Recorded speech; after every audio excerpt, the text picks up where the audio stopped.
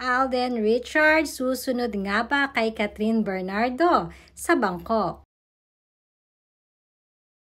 Booked and busy, yan nga ang current status ngayon ni Kathryn Bernardo. Pagkatapos kasi ng successful press con nila para sa sequel movie nila na Hello Love Goodbye ni Alden, ay tila ba walang pahinga ang Asia superstar. Dahil kanina nga spotted si Kathryn sa airport at papunta siyang Bangkok. Kasama nga ang Team Kathryn ay pupunta sila ngayon sa Thailand upang mag-shoot ng mga endorsements.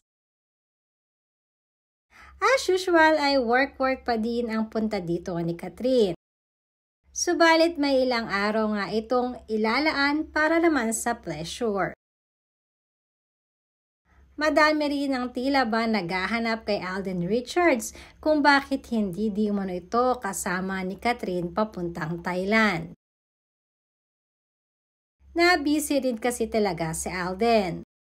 At today afternoon ay magkasama naman sila ng kanyang road manager na si Tenten para na rin sa road testing or test drive para sa darating na Manila International Auto Show.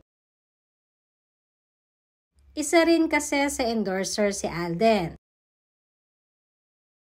Subalit ayon naman sa napag-alaman ng aming source, ay may chance na makasunod si Alden kay Kathryn sa Bangkok, Thailand.